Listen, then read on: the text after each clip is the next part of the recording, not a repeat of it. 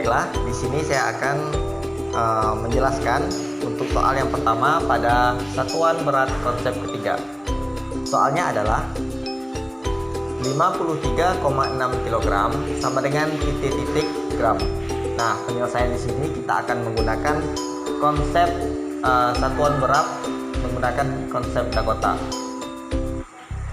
Yang pertama, nilai tempat satuan pada soal adalah angka 3. Selanjutnya, angka 3 sebagai satuan kita masukkan ke dalam lubang kilogram. Kita masukkan di sini angka 3. Lanjut, angka 5 sebagai puluhan kita masukkan ke dalam lubang sebelah kiri lubang kilogram. Kita masukkan angka 5. Selanjutnya, angka 6 sebagai desimal kita masukkan ke dalam lubang hektogram. Kita masukkan angka 6 di sini. Lanjut, karena satuan yang ditanya adalah gram, maka langkah selanjutnya adalah kita masukkan angka 0 sampai ke dalam lubang dakon gram. Kita masukkan angka 0 di sini dan di sini sampai dengan lubang dakon gram. Nah, setelah melakukan langkah-langkah tadi, maka didapatlah hasil konversi dari 53,6 kg adalah 53.600 gram.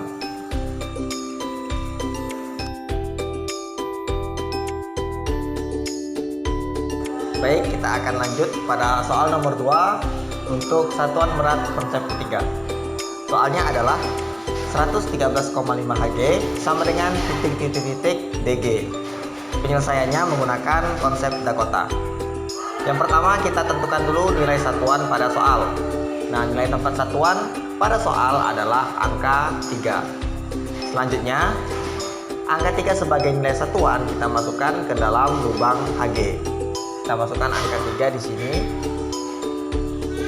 Selanjutnya, angka 1 sebagai puluhan kita masukkan ke dalam lubang kg atau kilogram. Kita masukkan angka 1 di sini. Lalu lanjut, angka 1 lagi sebagai nilai ratusan kita masukkan ke dalam lubang sebelah kiri lubang kg. Kita masukkan angka 1 di sini. Dan yang terakhir, angka 5 sebagai desimal kita masukkan ke dalam lubang DAG atau dekagram. Kita masukkan angka 5 di sini. Lanjut, karena satuan yang ditanya adalah satuan desigram, maka kita masukkan angka 0 sampai dengan lubang dakon desigram. Kita masukkan angka 0 di sini dan di sini. Nah, dari langkah-langkah yang telah kita lakukan, maka didapatlah konversi dari 113,5 hektogram adalah 113.500 desigram.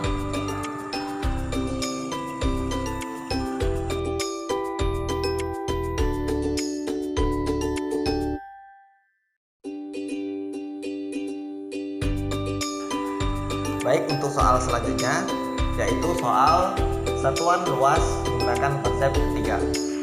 Untuk soal nomor 1, soalnya adalah 45,6 kR sama dengan titik-titik meter kuadrat. Penyelesaiannya yaitu menggunakan konsep Dakota. Yang pertama, kita tentukan terlebih dahulu nilai satuan yang ada pada soal. Nah, pada soal nilai tempat satuan yang ada pada soal adalah angka 5. Selanjutnya, angka 5 sebagai nilai satuan kita masukkan ke dalam lubang kiloar. Kita masukkan angka 5 di sini. Lanjut, angka 4 sebagai puluhan kita masukkan ke dalam lubang kilometer kuadrat atau di sebelah angka 5. Kita masukkan angka 4 di sini. Lalu angka 6 sebagai desimal kita masukkan ke dalam lubang hektoar atau di sebelah kanan angka 5. Kita masukkan angka 6 di sini. Lanjut, karena satuan yang ditanya adalah meter kuadrat, maka kita masukkan angka 0 sampai dengan lubang dakon meter kuadrat. Kita masukkan angka 0 di sini sampai dengan lubang dakon meter kuadrat. Nah, setelah kita melakukan langkah-langkah tadi, maka dapatlah hasil konversi dari 45,6 kilo-ar adalah 4.560.000 meter kuadrat.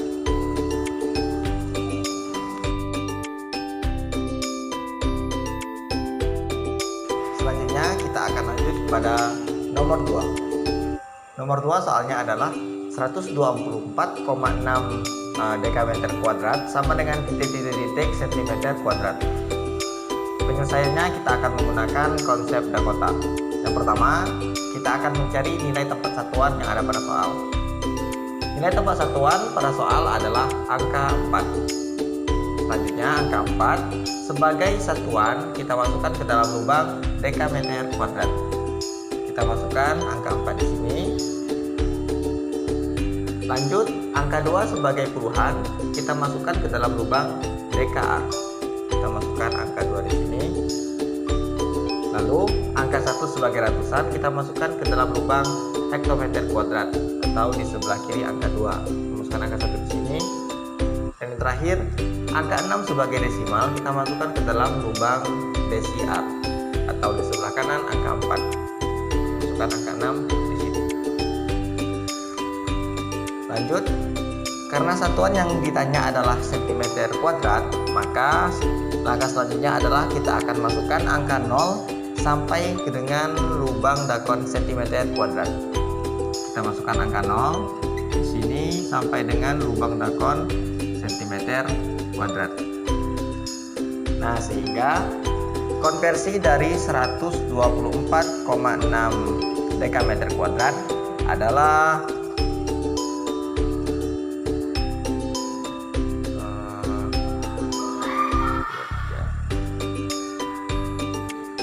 124.600.000 cm kuadrat.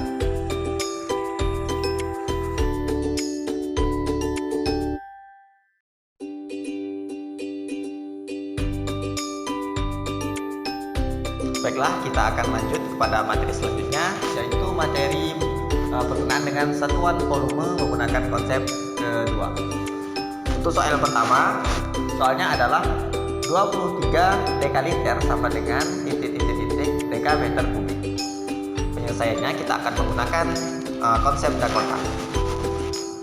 Langkah yang pertama adalah kita harus menentukan terlebih dahulu nilai tempat satuan yang ada pada soal.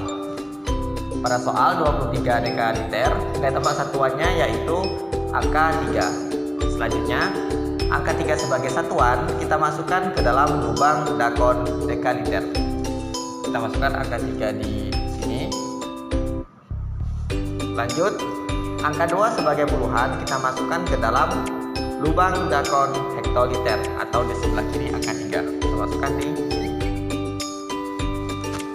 Nah, langkah selanjutnya, karena satuan volume yang ditanya adalah dekameter kubik, maka langkah selanjutnya adalah kita akan memasukkan angka 0 sampai dengan lubang dakon dekameter kubik. Kita masukkan angka 0 di sini, di sini, di sini sampai dengan lubang dakon dekameter kubik. Setelah itu kita letakkan tanda koma di 0 yang pertama, yang paling ujung sebelah kiri. Nah, dari langkah-langkah tersebut, maka dapatlah hasil konversi dari 23 dekaliter adalah 0,00023 dekameter kubik.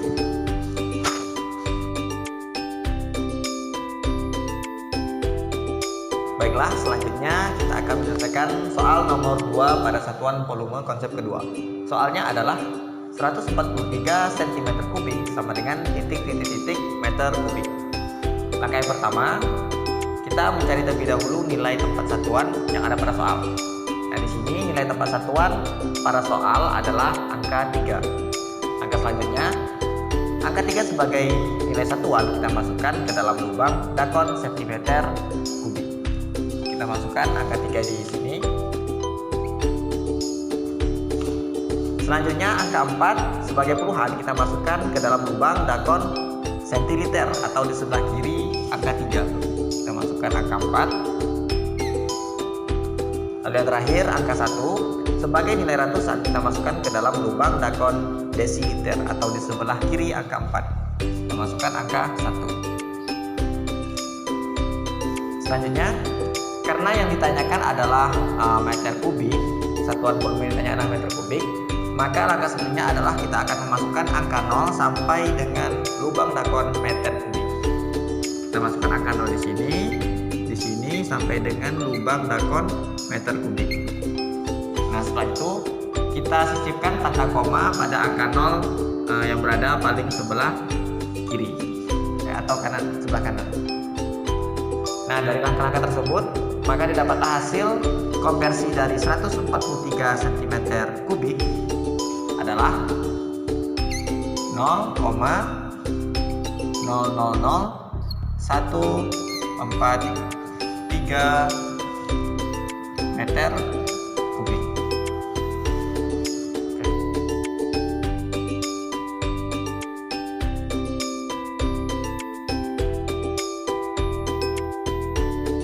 Baiklah, untuk materi selanjutnya yaitu desimal ke Romawi, yaitu mengubah angka desimal menjadi angka Romawi. Untuk soal nomor 1 kita akan mengubah angka 34 menjadi angka Romawi. Yang pertama, kita uraikan terlebih dahulu puluhan dan satuannya. Kita uraikan menjadi 30 ditambah 4. Nah, lanjut. Angka 30 di sini kita uraikan kembali menjadi 10 10 10. Sehingga 30 kita uraikan menjadi 10 ditambah 10 ditambah 10. Sedangkan angka 4 kita uraikan menjadi di dalam kurung 5 dikurang 1. Nah, setelah itu kita akan mengubah angka-angka di sini menjadi bilangan Romawi. Sama dengan angka 10, bilangan Romawinya adalah X plus X plus X plus, lanjut angka 5 bilangan Romawinya adalah V dan angka 1 bilangan Romawinya adalah I. Nah, karena ini adalah bentuk pengurangan, maka kita tulis dulu angka satunya baru angka 5-nya, sehingga penulisannya menjadi I plus V. Setelah kita melakukan langkah-langkah berikut, maka didapatlah hasil 34 menjadi bilangan Romawi, yaitu X, X, X, I, V.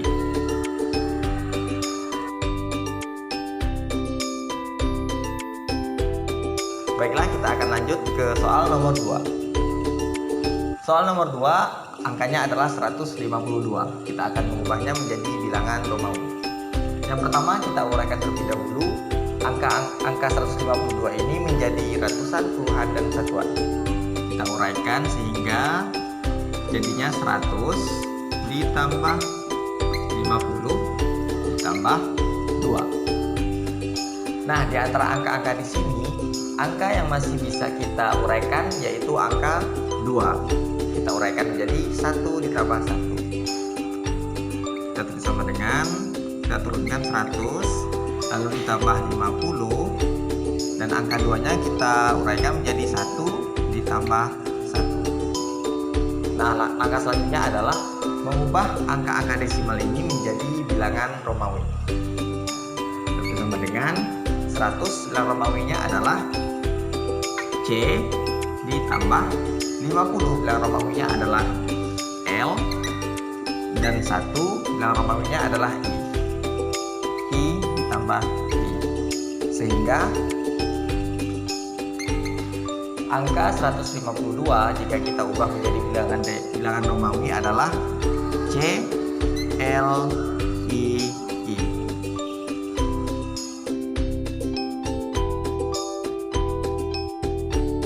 Baiklah, kita akan lanjut pada materi selanjutnya, yaitu berkenaan dengan sifat-sifat jajar genjang. Nah, sifat-sifat jajar genjang di sini saya rangkum menjadi 4 buah sifat. Sifat yang pertama yaitu jajar genjang memiliki 2 buah sisi sejajar yang sama panjang. Yang mana saja sisi-sisi tersebut? Sisinya adalah yang pertama sisi AB sama panjang dengan sisi CD, ya. Lalu sisi selanjutnya yaitu sisi BC sama panjang dengan sisi AD. Itu adalah sifat yang pertama. Selanjutnya sifat yang kedua. Sifat yang kedua, jajar genjang memiliki 2 buah sudut lancip yang berhadapan sama besar dan 2 buah sudut tumpul yang berhadapan sama besar pula. Yang mana sudutnya? Sudutnya yaitu sudut A di sini sama dengan sudut C. Di mana sudut A dan sudut C nilainya sama dan itu merupakan sudut lancip. Lalu selanjutnya sudut B sama besarnya dengan sudut D, yang mana kedua sudut tersebut merupakan sudut tumpul. Lanjut sifat yang ketiga. Sifat yang ketiga yaitu jajar genjang memiliki 2 buah diagonal yang membagi jajar genjang menjadi segitiga yang saling berhadapan sama besar. Diagonalnya yaitu garis ini AC dan juga garis BD, yang mana kedua garis tersebut membagi jajar genjang menjadi 4 buah segitiga dan 2 segitiga yang berhadapan sama besar, yaitu segitiga ABX sama besarnya dengan segitiga CDX ini, dan selanjutnya segitiga BCX sama besarnya dengan segitiga ABX ini. Baik, lanjut untuk sifat yang keempat, yaitu jajar genjang memiliki 2 buah simetri putar namun tidak ada simetri lipat. Nah, simetri putarnya adalah ini, apabila jajar genjang ABCD diputar, maka ia akan membentuk jajar genjang yang memiliki ukuran yang sama, namun titik sudutnya itu berbeda. A-nya berbeda di sini, B-nya di sini, C-nya di sini, dan D-nya di sini. Satu, dan diputar sekali lagi, maka akan membentuk jajar genjang posisi semula, sehingga ia memiliki 2 buah simetri putar.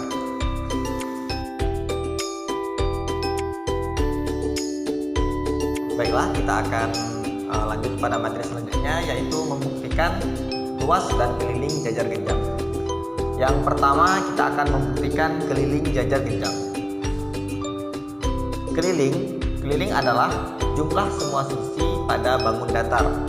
Nah, apabila sebuah jajar genjang memiliki sisi ABCD, yang mana sisi AB sama besarnya dengan sisi CD dan sisi BC sama besarnya dengan sisi AD, sehingga untuk mencari keliling jajar genjang ini kita dapat menghitungnya dengan cara berikut.